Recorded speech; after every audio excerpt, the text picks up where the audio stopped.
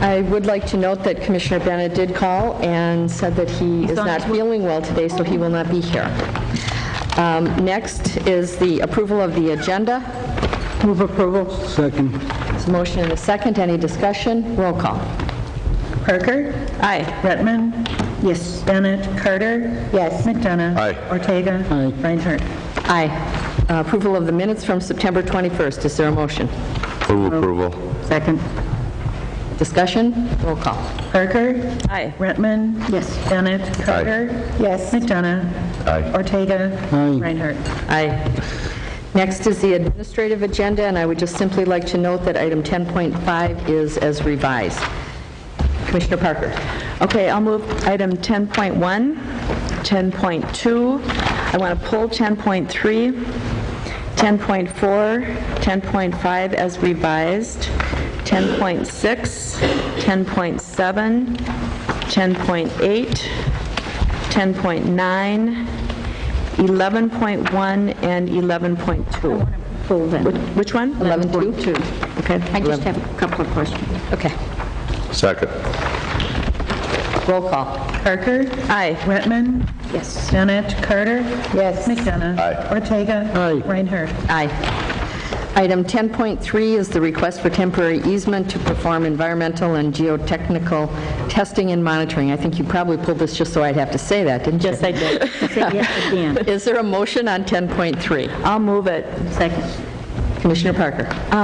Madam Chair, this is unusual, and I just thought that it would be good to have Jim Tolis or Ken Hyder tell us a little bit about this steel wall.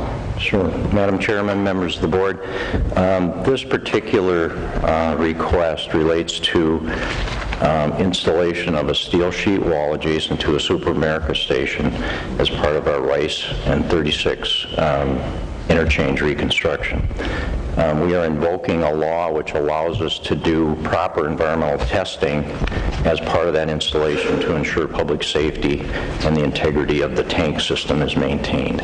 And that's really all it amounts to. There's a statute that allows us to do this work and to order it done. Any other questions?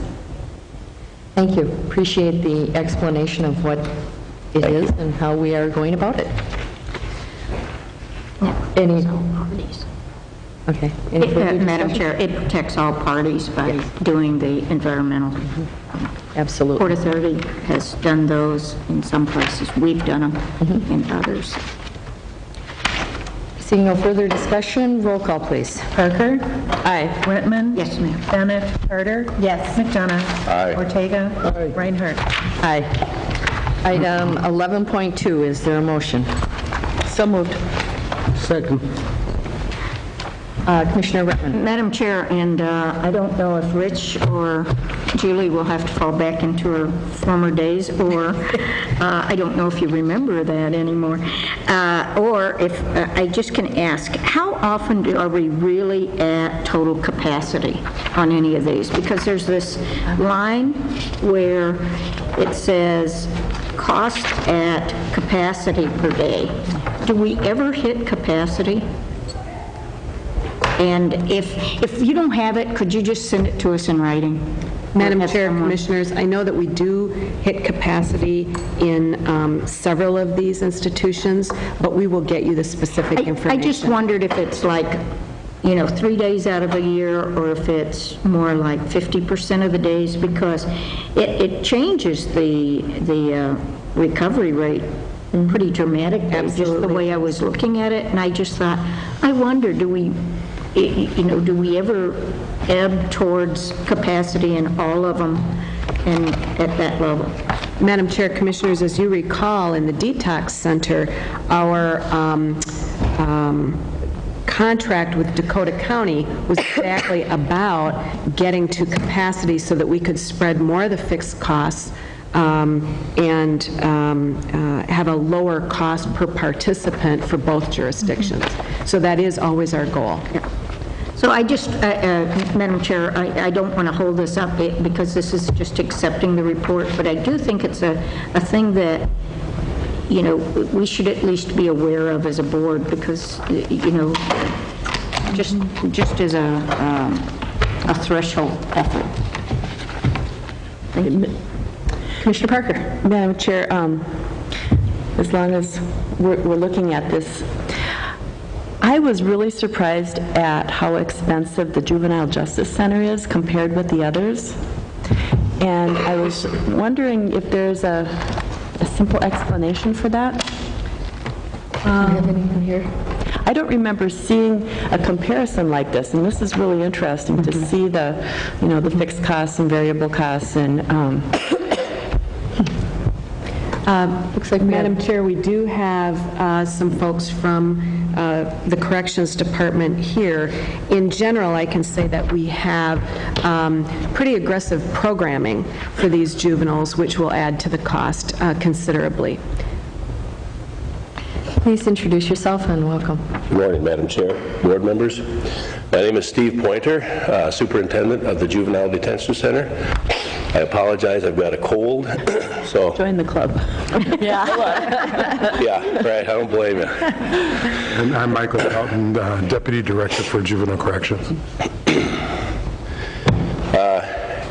It is quite high compared to the other facilities. The short version is the success of the JDAI initiative. Our numbers have decreased significantly. In 2005, we were at an average daily population of 89. Last year, in 2009, it was 33.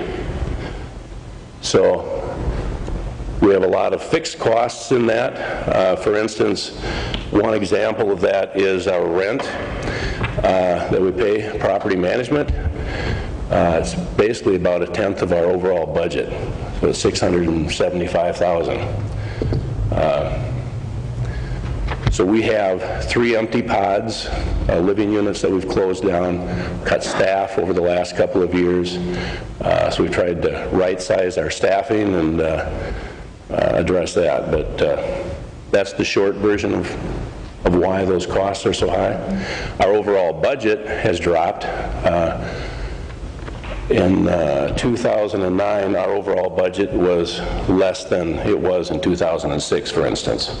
So we made some significant cuts there. Commissioner? Okay, I'm just, I think it's great. I mean, it would be wonderful if we got it down to 0, that we have absolutely no need for juvenile detention, but I don't think that's probably realistic. But, maybe we should be starting to think about other use of that facility. I know if there might be some other complementary use that we could start thinking about, if we're sure that the JDAI is not just a blip, that this is going to, the numbers will stay down. Commissioner, may I speak? Yes. Just a couple of things. One, we did have a work group that did a study on potential other uses for the empty space in the building, and so we're looking at that. And then, 2, I think the other thing is that the design of the building back about 10 years ago, it really didn't contemplate this dramatic drop in population. And with our need to classify our youth to go into the detention center and separate them according to gender and level of sophistication, it would be imprudent and improper for us to house a 12-year-old unsophisticated youth with a 17-year-old potentially predacious youth. It requires us to separate the youth, and therefore we have a very inefficient building design for the kind of population that we have. And that's one of the big hurdles that we're looking at and we're trying to deal with right now. Okay, thank you. Commissioner Carter? Thank you. I just wanted to ask, because it does look so dramatic, and certainly with appreciation for the work that staff is doing to lower the detention population through Juvenile Detention Alternatives Initiative, we can expect that we're able to see reductions in the amount of money expended for detention, particularly with more effective, cost-effective alternatives in place. But I did know that it looks particularly different this year, and I'm wondering if there's a difference in the way the information on per diems in general is reported. The actual cost per day, did we see that previously? Because that actual cost per day seems particularly high with comparison. Not that I'm aware of. I think it's all the same. It is all the same? Yeah. Okay. And it is particularly interesting to note the difference. Thank you. Well, again, I would like to echo Commissioner Parker's comments because it's just a fact of life that if you're serving fewer people in a facility, the cost per person is going to go up. The fact that we have been successful in having juveniles in the detention center that need to be there, which is what JDAI is all about. It's if you don't need detention, then you should have some other means of dealing with the problem behavior of that juvenile. And so it's a difficult problem in some ways to have as far as the cost goes, but as far as the difference in how the number of juveniles that are there and the potential really positive impacts on society because you don't have someone that is there that doesn't need to be there. All of the research shows that that's very detrimental to the juveniles if they really don't need to be there.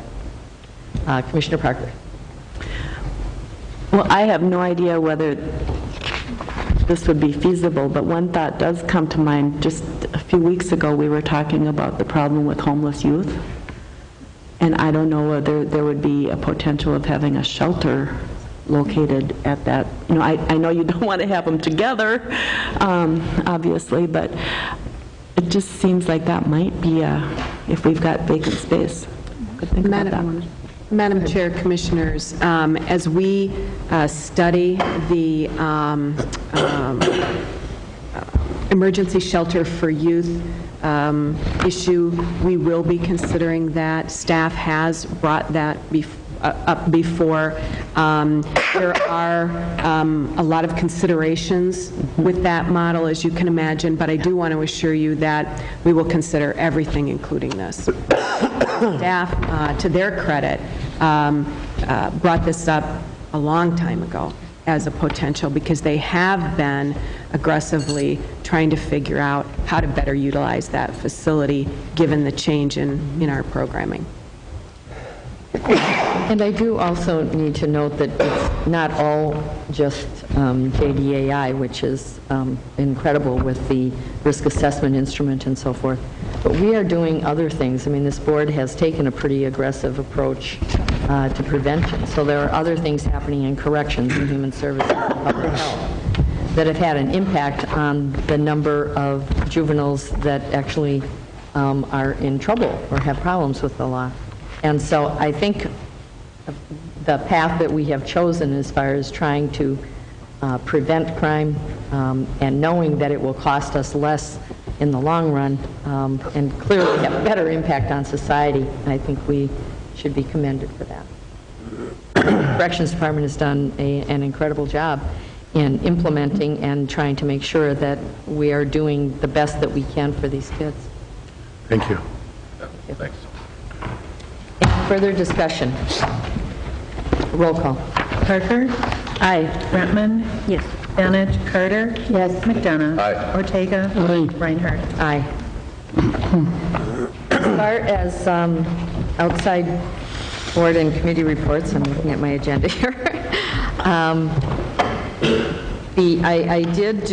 I had let everyone know about the White Bear Lake Library Task Force that's doing some research on other libraries and what they can do within the community to try to figure out what makes the most sense in the long run, and also trying to work on other potential funding sources besides property taxes. And so I did go on the first of two tours. One of the libraries on the tour was the Roseville Library. And so it was fun to go in there, and again, it is so incredibly busy. And all the small things, you can never really, I think, in any given tour get through all of the individual things that we very thoughtfully put into that building. So it was a lot of fun, and I think the people really learned a lot. The Joint Property Tax Advisory Committee, Commissioner Ortega was there as well yesterday, and we did approve the joint levy.